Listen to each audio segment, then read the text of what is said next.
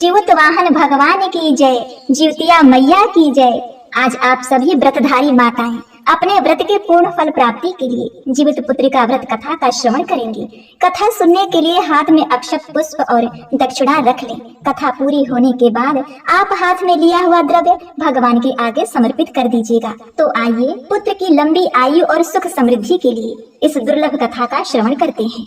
एक बार नैमिषारण्य के निवासी ऋषियों ने संसार के कल्याण के लिए सूत जी से पूछा कि हे सूत जी, कराल कली काल में लोगों के बालक किस तरह दीर्घ आयु होंगे, सो कहिए। सूत जी बोले कि जब द्वापर का अंत और कलयुग का आरंभ था, उसी समय बहुत सी शोकाकुल स्त्रियों ने आपस में सलाह की कि क्या इस कलयुग में माता के जीवित रहते पुत्र मर जाएंगे। जब वे आपस में कुछ निर्णय नहीं कर सकी तो गौतम ऋषि के पास पहुंच गई। जब उनके पास पहुंची तो उस समय गौतम ऋषि आनंद के साथ बैठे हुए थे। उनके समक्ष जाकर उन्होंने मस्तक झुकाकर प्रणाम किया। तदनंतर सभी स्त्रियों ने पूछा, हे प्रभु, इस कलयुग में लोगों के पुत्र किस तरह जीवित रहेंगे, इसके लिए कोई व्रत या तप हो तो कृपा करके बतलाइए। इस तरह उनकी बातें सुनकर गौतम ऋषि बोले कि आपसे मैं वही बात कहूँगा जो मैंने पहले से सुन रखा है। गौतम ऋषि ने कहा, जब महाभारत युद्ध का अंत हो गया और द्रोण पुत्र अश्वत्थामा के द्वारा अपने पुत्रों को मरा देखकर सब पांडव बड़े दुखी हुए, तो पुत्र के शोक से व्याकुल होकर द्रौपदी अपने सखियों के साथ ब्राह्मण श्रेष्ठ धौम्य के पास गई और धौम्य ऋषि से द्रौपदी ने कहा कि हे विप्रवर, कौन सा उपाय करने से बच्चे दीर्घ आयु हो सकते हैं, कृपया कर विस्तार से बताइए। धौम्य ऋषि बोले कि सतयुग में सत्य वचन बोलने वाला, सदाचार करने वाला समदर्शी जीवितवाहन नाम का एक राजा था। एक बार वह अपनी स्त्री के साथ अपने ससुराल गया और वहीं पर रहने लगा।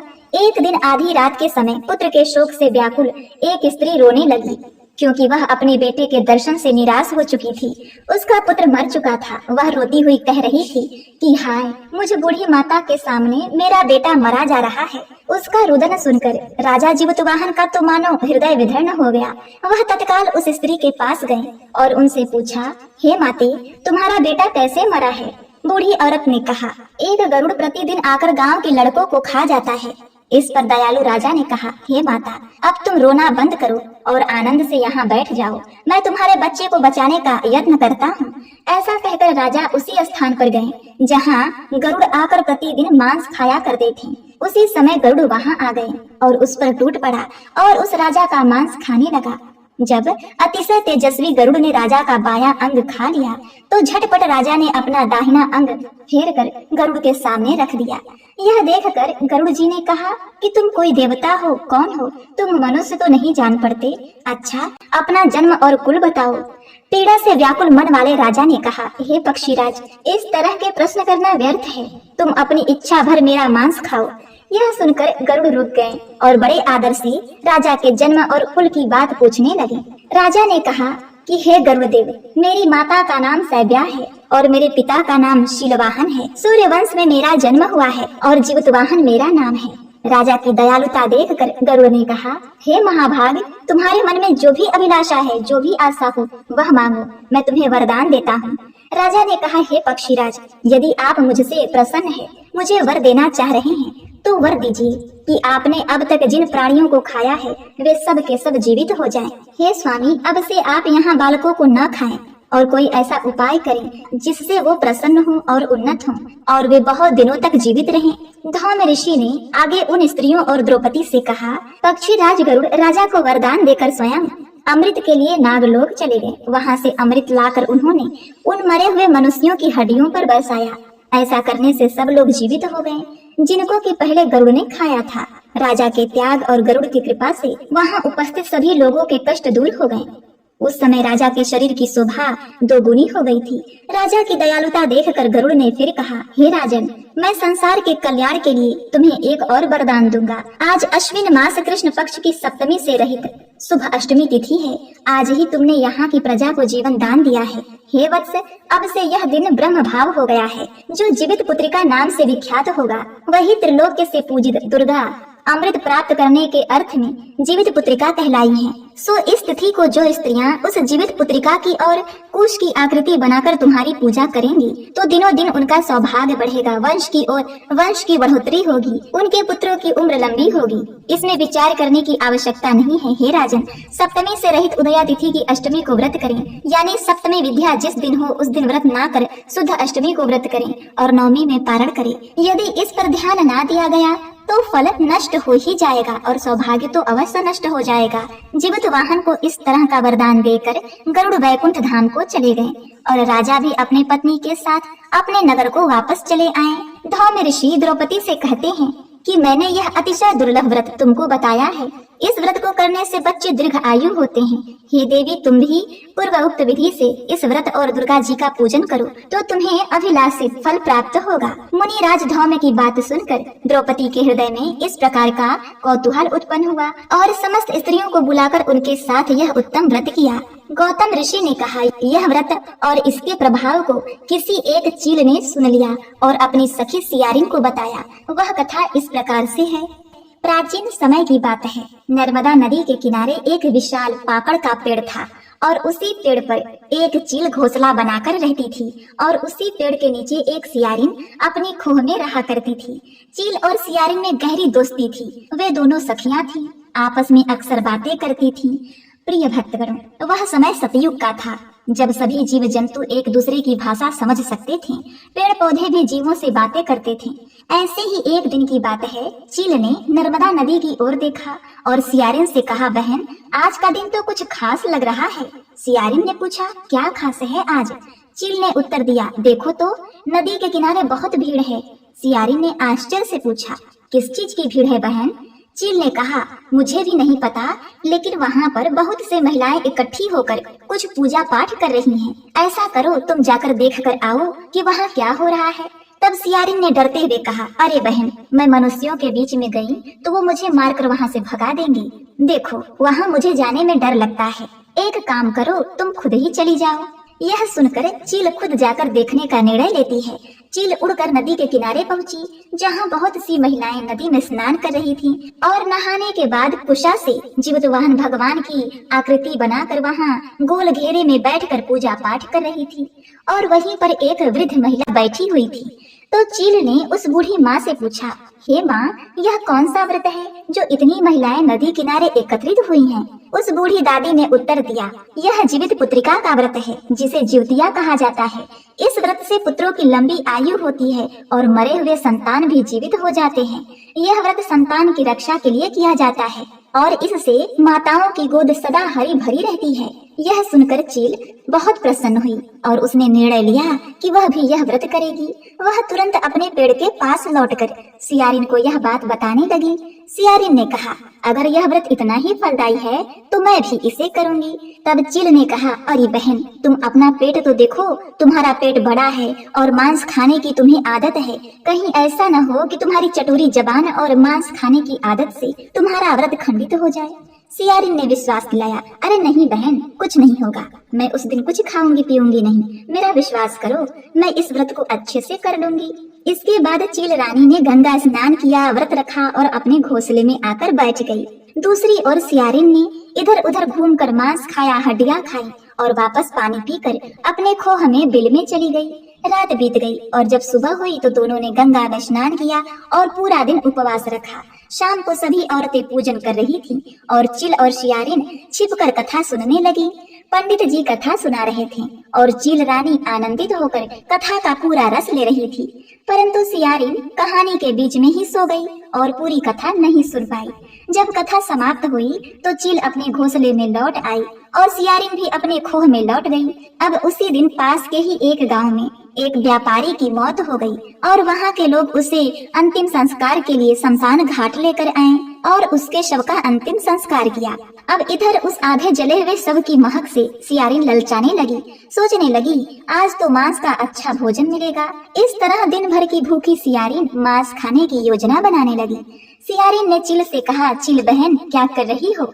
चील ने उत्तर दिया, बस अपने बच्चों के पास बैठी हूँ और भगवान की लीला देख रही हूँ।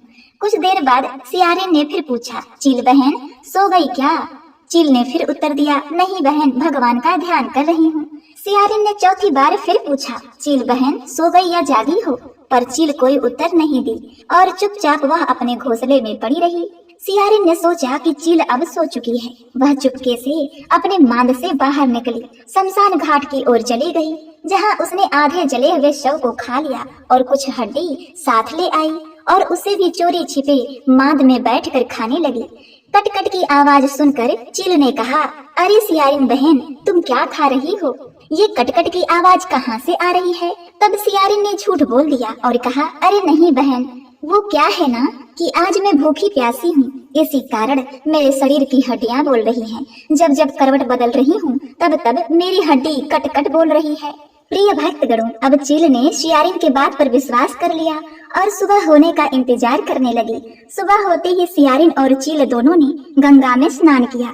स्नान के बाद सियारिन फिर से शमशान घाट पर जाकर बचा हुआ मांस खाकर चली आई और दूसरी ओर चील ने पूर्ण नियमों का पालन करते हुए ग्वाले के गौशाला में जाकर दूध मांगा। ग्वाला पलाश के पत्ते से बने दोने में दूध लेकर आया, जिससे चील ने अपना व्रत खोला।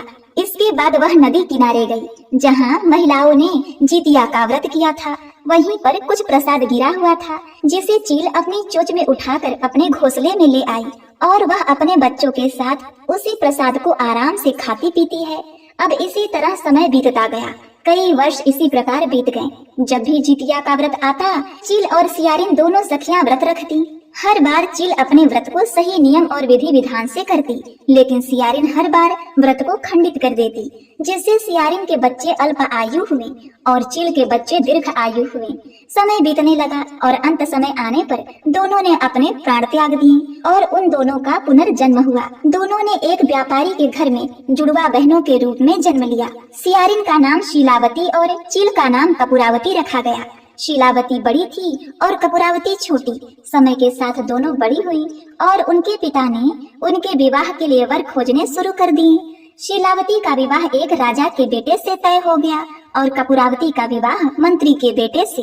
इस प्रकार दोनों का विवाह विधि पूर्वक हो गया और वे दोनों अपने अपने ससुराल रहने लगी। कुछ समय बाद कपूरावती, जो कि चील थी, एक पुत्र को जन्म देती है और उधर शीलावती, जो कि सियारिन थी, उसने भी एक संतान को जन्म दिया, पर उसकी संतान की मृत्यु हो गई। अब इधर कपूरावती के 7 पुत्र हो गए और उनकी आयु लंबी हुई, लेकिन शीलावती जो सियारिन थी, उसकी सभी संतानों की एक एक करके मृत्यु होती गई। जितनी बार वह पुत्रों को जन्म देती, उतनी बार उसके संतान मर जाते। इससे शीलावती बहुत ही दुखी रहने लगी और शीलावती अपनी बहन कपूरावती के 7 पुत्रों को देखकर बहुत जला करती थी, उसे ईर्ष्या होती थी। अब एक दिन शीलावती ने जलन में आकर कपूरावती के 7 बच्चों को मारने की साजिश रची।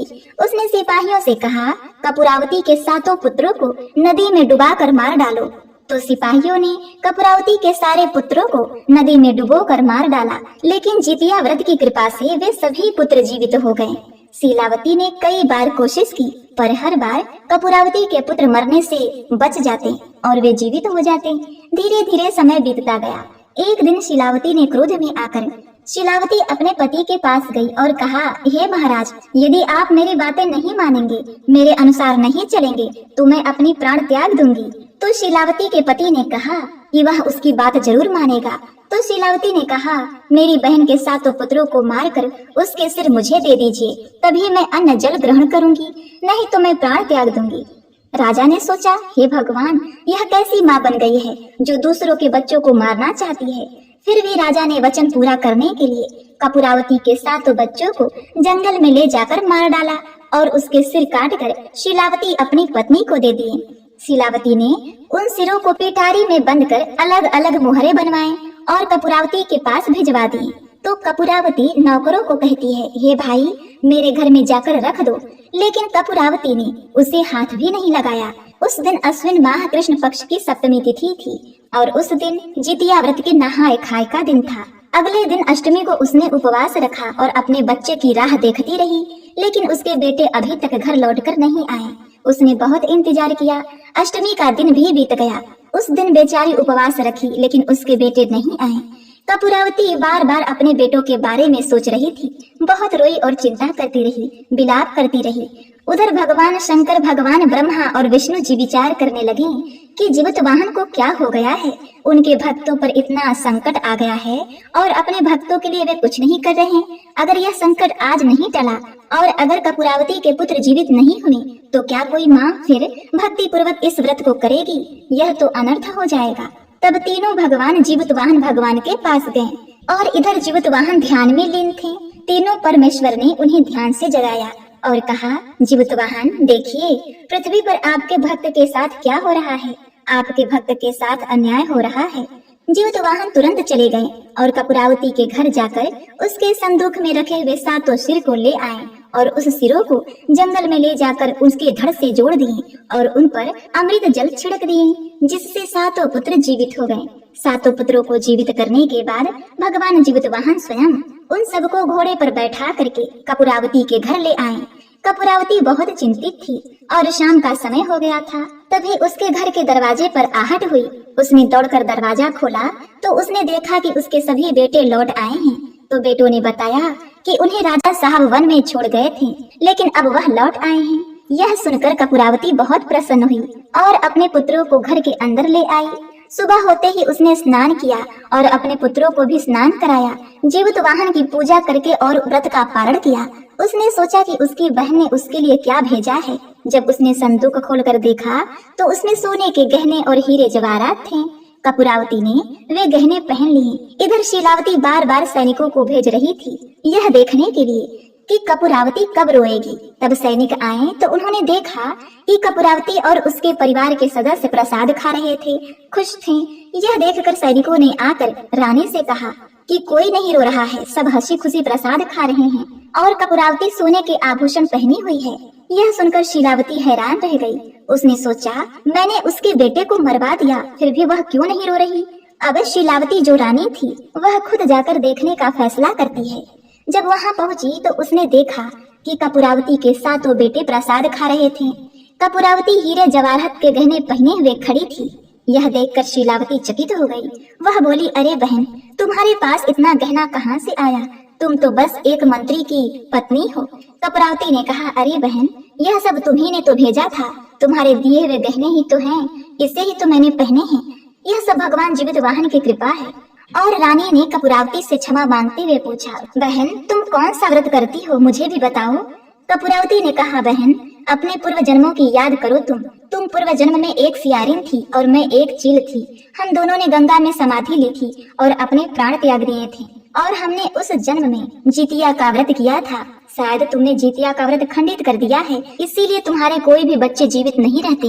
और मैंने जितिया का व्रत विधि विधान से किया था, इसीलिए मेरे बच्चे दीर्घ आयु हैं और उनकी हमेशा जीवित वाहन भगवान रक्षा करते हैं। तुमने व्रत खंडित किया था, मैंने व्रत पूरी श्रद्धा से निभाया था और यही कारण है कि मेरे पुत्रों की आयु लंबी है। शीलावती ने कहा, बहन, मुझे भी इस व्रत की विधि बताओ। कपूरावती ने बताया, हम कुशा की आकृति बनाते हैं, जीवित वाहन की पूजा करते हैं, फल फूल नैवेद्य और दीपक अर्पित करते हैं, पूरे दिन और पूरे रात निराहार रहते हैं और किसी भी प्रकार का अन्न जल नहीं ग्रहण करते। इसी वजह से मेरे पुत्र मरकर भी जीवित हो गए। शीलावती ने कहा, ठीक है बहन, मैं भी यह व्रत करूंगी। समय बीतने पर जब अश्विन मास आया तो दोनों बहनों ने गंगा में स्नान किया और नियम अनुसार व्रत रखा। व्रत वाले दिन पूजा करते समय उन्होंने जितिया व्रत की कथा सुनी। अब इसी प्रकार धीरे धीरे समय बीतने लगा। शीलावती को भी संतान प्राप्त हुई और उसकी संतान जीवित रही। कपूरावती को भी एक और पुत्र हुआ और सब संतानें जीवित रहीं। कपूरावती के 8 पुत्र हुए, शीलावती के 2 पुत्र। दोनों ही संतानें लंबी आयु प्राप्त कर अपने माता पिता की मान प्रतिष्ठा को आगे बढ़ाने लगी। तो प्रेम से बोलिए, जीवित वाहन भगवान की जय, जितिया माई की जय। हे जीवित वाहन भगवान, हे जितिया माई, इस कथा को कहते सुनते हुंकारा भरते आप अपने सभी भक्तों का कल्याण करना, सभी व्रती माताओं की गोद हरी भरी रखना। जय हो जितिया माई। तो आप सुनिए जीवित पुत्रिका व्रत की सुखिया और दुखिया की कहानी। 2 बहनें थीं, एक का नाम था सुखिया और दूसरी का नाम था दुखिया। दोनों के नाम की तरह ही इन दोनों का भाग्य भी था। सुखिया अमीर थी और हमेशा सुखी रहती थी और दुखिया के नाम के मुताबिक वह गरीब थी, वह बहुत ही दुखी रहती थी। दोनों बहनों की शादी एक ही गांव में हुई थी। सुखिया के घर में दुखिया काम किया करती थी। साफ सफाई करना, खाना बनाना, और जो खाना बच जाता सुखिया वो खाना दुखिया को दे दिया करती थी। इस तरह से दुखिया का घर चल रहा था। समय बीतता गया। दोनों बहनों के 2 पुत्र थे, यानी सुखिया के 2 पुत्र और दुखिया के 2 पुत्र। जब जितिया का व्रत आया तो हमेशा की तरह दोनों बहनों ने जीवित पुत्रिका का व्रत रखा। उस दिन दुखिया सुखिया के घर में काम करने गई। व्रत के दिन दुखिया ने सुखिया के घर चावल को फटकारा और साफ किया, जिससे जो खुद्दी निकली उसे अपने पास रख ली और साफ चावल को सुखिया को दे दिया। फिर उसने साग चुना, पत्तियों को डंठल से अलग किया। यहाँ पर भी बढ़िया वाला साग उसने सुखिया के लिए रख दिया और जो बची हुई डंठल थी उसने अपने लिए रख ली। और अब दुखिया सुखिया के घर खाना बनाकर अपने घर चावल की खुद्दी और साग का डंठल लेकर आ गई और इसी चावल की खुद्दी और साग की डंठल से खाना बनाकर उसने अपने बच्चों को खिला दिया और खुद भी खाया। इसके बाद दुखिया सोने चली गई। आधी रात हो गई थी और एक बूढ़े बाबा आए और उसके घर का दरवाजा खटखटाने लगे। तो दुखिया ने पूछा, कौन है? आप कौन हो? तब बूढ़े बाबा ने कहा, बेटा मैं हूँ। दुखिया ने उठकर दरवाजा खोला और कहा, बाबा आपको क्या चाहिए? आप इतनी रात यहाँ किसके लिए आए हैं? तब बूढ़े बाबा ने कहा, बेटी मुझे बहुत भूख लगी है, कुछ खाने को दे दो। दुखिया ने उस बूढ़े बाबा को घर के अंदर ले आई और कहा, हम लोग बहुत ही गरीब हैं बाबा, आज मैंने खुद्दी का चावल और साग का डंठल बनाया है, क्या आप उसे खाएंगे? तो बूढ़े बाबा ने कहा, हाँ बेटी क्यों नहीं खाऊंगा, मुझे भूख लगी है, मैं वही खा लूंगा। दुखिया उस बूढ़े बाबा को खाने को देती है तो बूढ़े बाबा खाना खाने के बाद कहते हैं, बेटी मुझे अच्छे से कुछ दिखाई नहीं देता, इसीलिए मैं इतनी रात के अंधेरे में अपने घर कैसे जाऊंगा। दुखिया ने कहा, कोई बात नहीं बाबा, आप यहीं पर सो जाइए और सुबह होने पर अपने घर चले जाना। तब बूढ़े बाबा रात में ही दुखिया के घर सो गए। बूढ़े बाबा थोड़ी देर बाद उठकर बोले, हे बेटी मुझे दीर्घ सन का पैखाना लगा है, कहाँ जाऊं? इस पर दुखिया कहती है, बाबा मेरे घर में तो शौचालय नहीं है, इसीलिए आप उधर कोने में ही कर लो। तो वह बूढ़े बाबा सुखिया से पूछते हैं, बेटी भड़भड़ करूं या छड़ करूं? सुखिया नींद में थी और नींद में ही उन्होंने कहा, भड़भड़ कर लो, मैं सुबह साफ कर दूंगी। इसके थोड़ी देर बाद बूढ़े बाबा कहते हैं, बेटी मैं अपने हाथ कहाँ साफ करूं? इस पर दुखिया कहती है, बाबा मेरे सर पर अपने हाथ को साफ कर लीजिए। सुबह होने पर दुखिया जब उठती है तो उसे यह सब कुछ एक सपने जैसा लगता है। अब वह नदी में नहाने चली जाती है और जहाँ वह अपने बाल को नदी में नहाते हुए धोती है तो उसके बालों में से जो पानी बहता है वह सोने का पानी होता है। आसपास की सभी महिलाएं यह देखकर आश्चर्यचकित हो जाती हैं और दुखिया से कहती हैं, क्या बात है, तुम्हारे बालों से तो सोने का पानी गिर रहा है। उन सभी की बातें सुनकर रात की बात उसे याद आ जाती है और वह तुरंत दौड़कर अपने घर की ओर भागती है, यह सोचकर कि उसका घर तो बूढ़े बाबा के पैखाने से गंदा हुआ था, पहले उसे साफ कर लेना चाहिए था। लेकिन जब वह अपने घर आती है तो देखती है कि घर के हर एक कोने में ढेर सारा सोना बिखरा पड़ा है। यह देखकर दुखिया बहुत खुश होती है और सोचती है वह बूढ़े बाबा और कोई नहीं बल्कि जीवित वाहन भगवान थे। जीवित वाहन भगवान की ही कृपा मेरे ऊपर हुई है, जो बूढ़े के रूप में मेरे घर आई थी और इतना सारा आशीर्वाद देकर गई। अब दुखिया भी अमीर हो गई और सुखिया के घर जाकर काम करना उसने बंद कर दिया। दुखिया अपना व्रत पूरा करने के बाद अपने पुत्र से कहती है कि बेटा जाओ अपनी मौसी के घर से तराजू ले आओ, मुझे यह सोना नापना है कि कितना है। बच्चा खुशी खुशी मौसी के घर जाकर तराजू मांगता है। इस पर सुखिया पूछती है, तराजू में क्या नापना है? बच्चा भोला था और उसने सारी बातें सच सच बता दी कि मेरे घर बहुत सा सोना है, माँ तराजू में सोने को ही नापेगी। सुखिया बच्चे से बोलती है, तुम्हारे पास खाने को तो कुछ नहीं है और इसमें सोना नापोगे, मुझसे झूठ बोलते हो। तब बच्चा कहता है, मौसी मैं झूठ नहीं बोल रहा। तब सुखिया सोची तराजू मांग रहा है तो कुछ जरूर नापना है, इसीलिए वह तराजू के नीचे गोंद लगा देती है और सोचती है कि जो भी नपे वह इस तराजू में चिपक जाएगा।